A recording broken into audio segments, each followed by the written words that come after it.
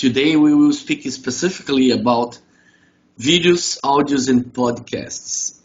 Original quality content, we spoke about that last time, but specifically about video producing and audios, podcasts. Please don't plagiarize anyone, right? That can be very bad for you, and there are cases where you can be striked or even banned from the MVP program if you try to do that. It's easy to find out that you are, copying someone else. So don't even try that. No repeated content. One thing is if you plagiarize someone, you copy paste, but if you're just going through the same subjects that everybody was already speaking, like the how to install Sitecore, it probably will not help you, but it's a little different for videos and podcasts. I will go through this later, but I'm just saying that you can repeat some things if you are recording an audio or video. We're gonna speak about that later.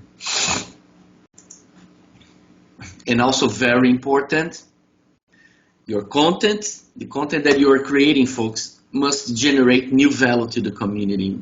You must bring your point of view or your code snippets or your step-by-step or anything extra to the community. Now let's go through the types of videos and podcasts. So folks, it's interesting. This media is very interesting because some people, even if you already have a blog post or a documentation or formal written textual information, they will prefer if there is a video or audio speaking about the same thing.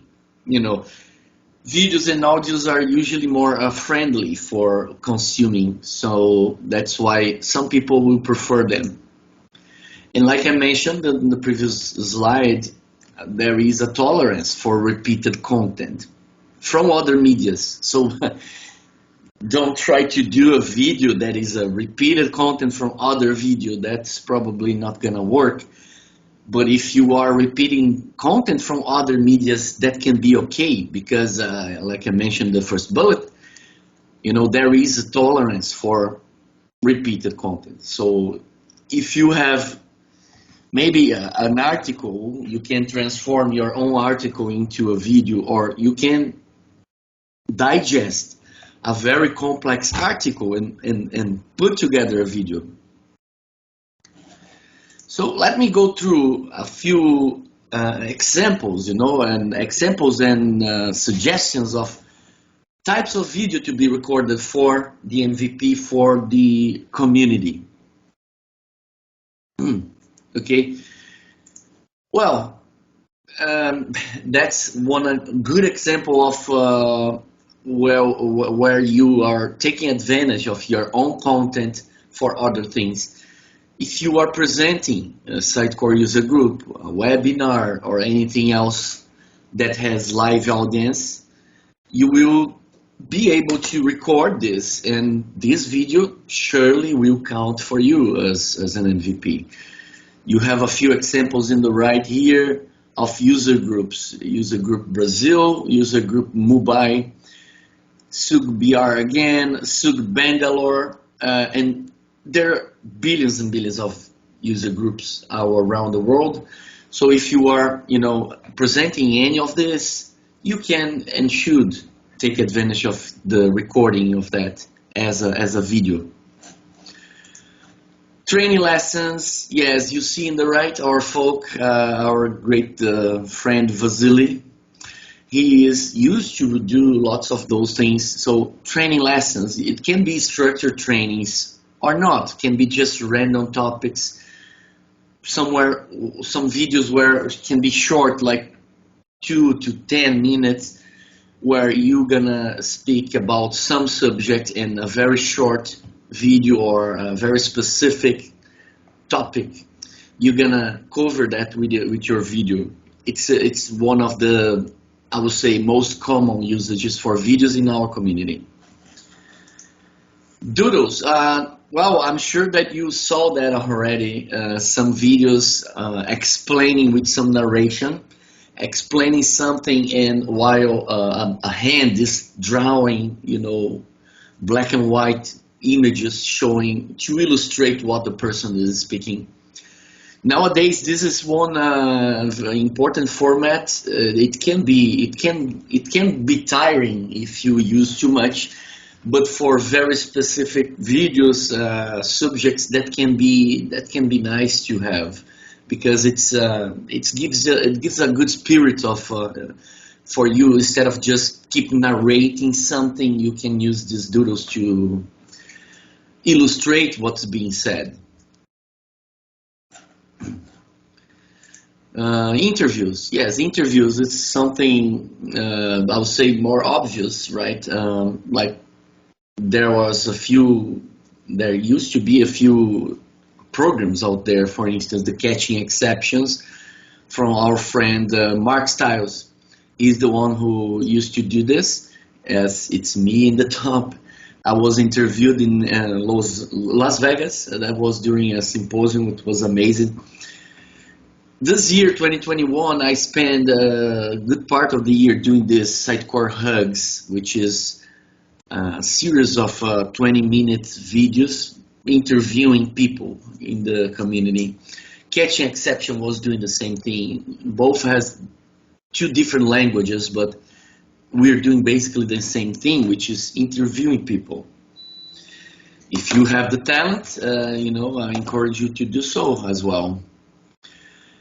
Covering events, yes, that's another good, interesting way to spend videos, to produce videos, which is, as you know, every year there's a lot of different events in the Sitecore community. Symposium, the SubCon, just to mention a few. Those are all, events that you can cover. You can go and produce a video around that. You can think about producing a video before, to promote the event, or even to cover the event itself, interview people during the event, and compile a video to be released, promoted later.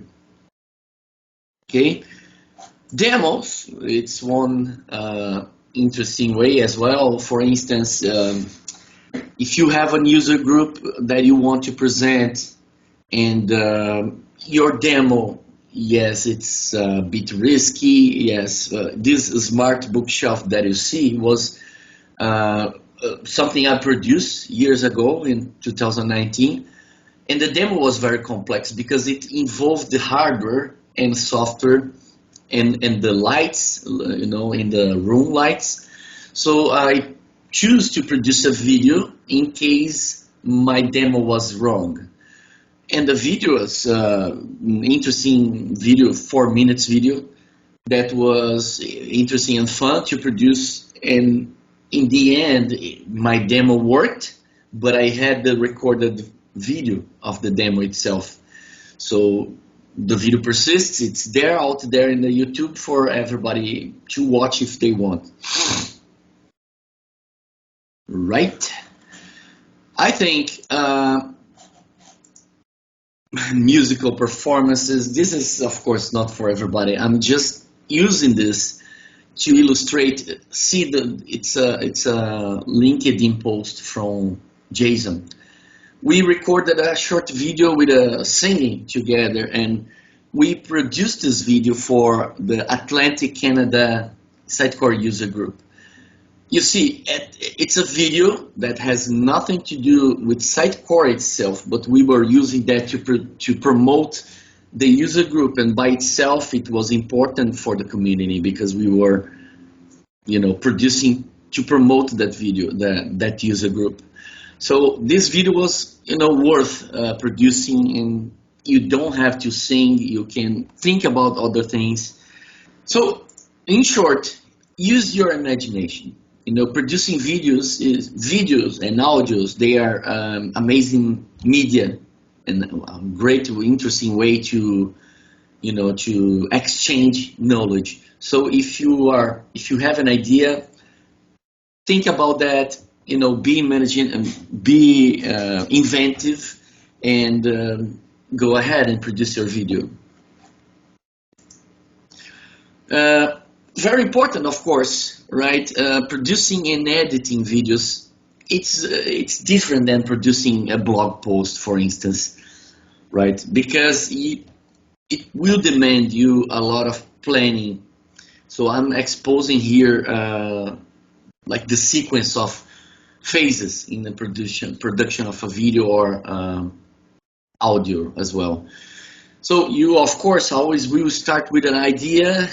Don't try to start recording something randomly. It will not work, of course, obviously. Start with a brainstorming and find the important, find the key. When I say the key, in the beginning I spoke about having what is quality content. So even if it's something, I don't know, if it's something common, ordinary, even if it's an ordinary subject, you still can find the key, find the importance that you are gonna, the value that you are gonna provide to the community.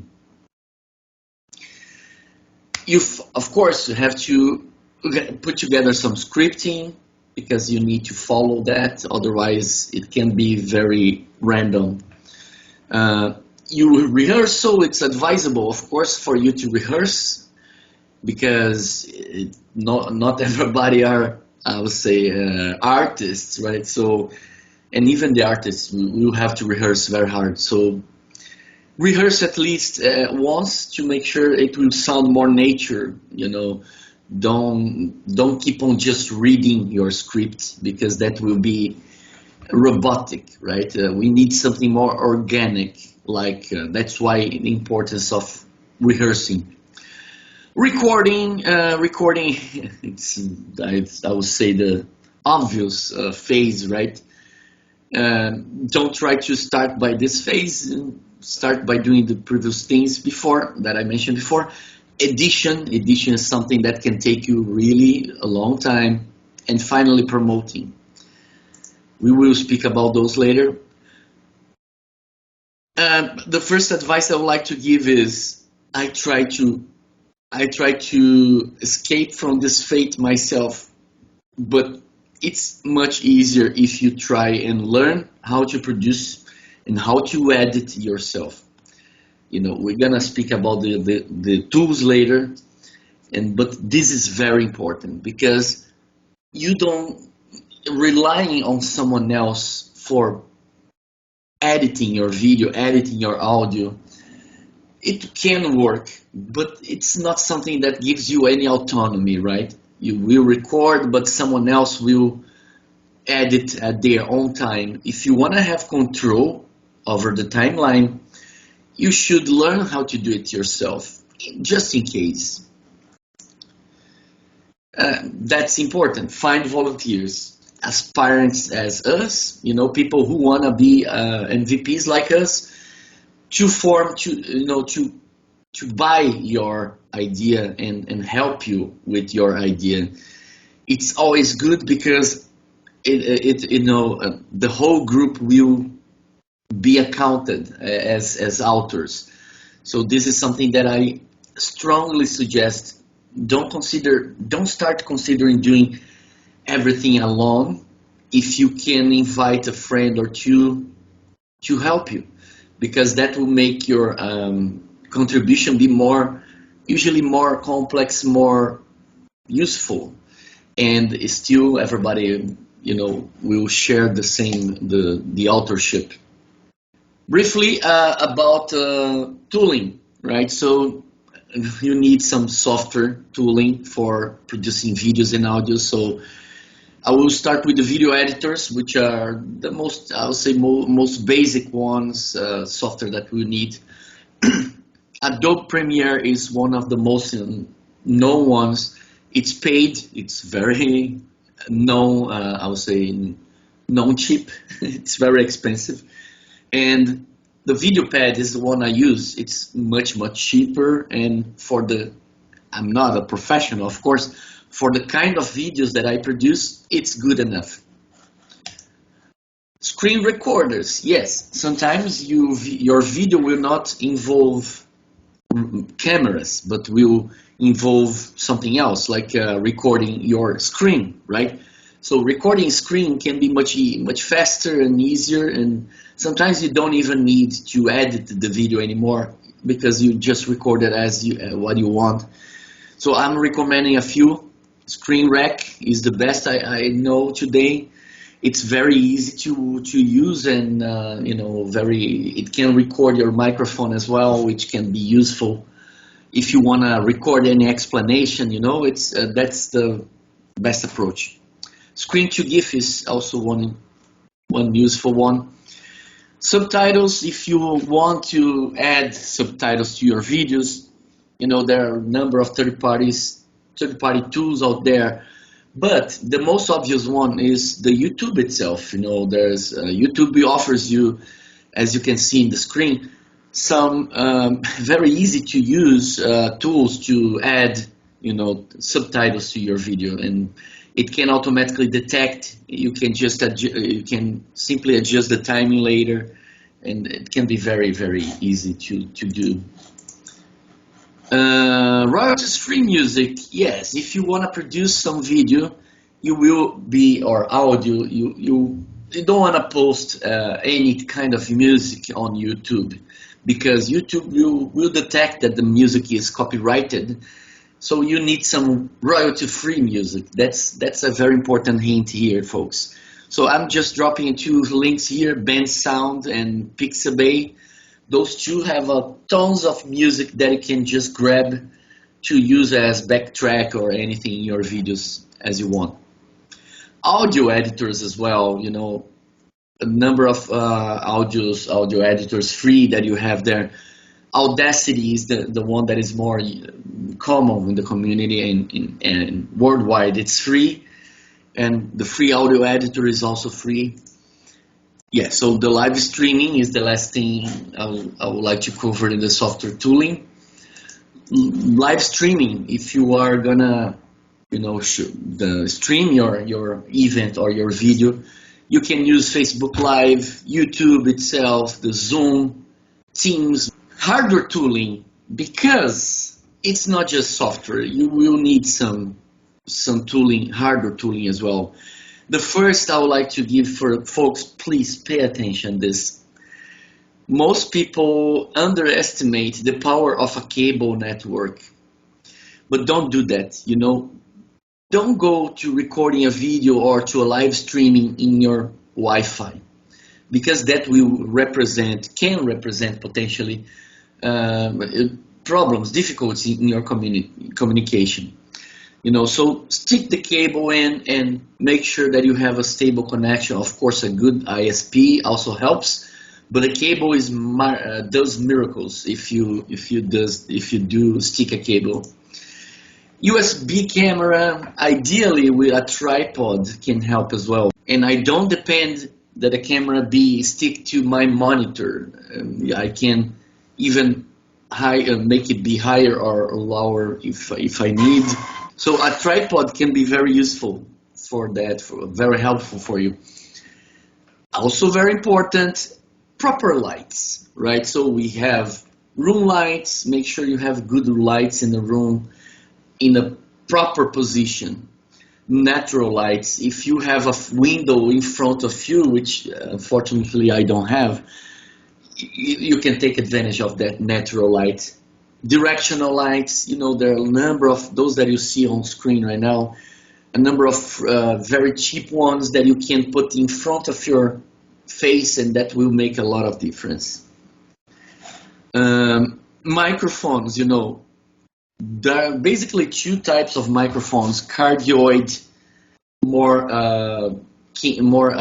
helpful, more appropriated for outdoor, like interviews outdoor. You're gonna use a cardioid because it's very good in nullifying external noises. Condensed is much better for indoor because it's very sensible. USB options for everybody. Today it's very easy to find USB options for cardioid and condensed microphones, and the USB options are very handy. It's much easier to use a USB. For those who want to take this really seriously, you can purchase a sound mixer or a good sound card that will help you with the quality of your audio. And last but not least, we should be able to know how to promote your work, right? So I am suggesting you create a nice banner. You have Creatopy, you have Canva, and lots of free ones that you can use to create your banner. And then choose the right format to your media, of course. If you are producing a video, today we are talking about videos, make sure that you produce a beautiful YouTube video thumbnail. That helps you promote. And of course, promote on the social media. Use the hashtags, tag the right people, tag the Sitecore groups, promote in the Sitecore groups.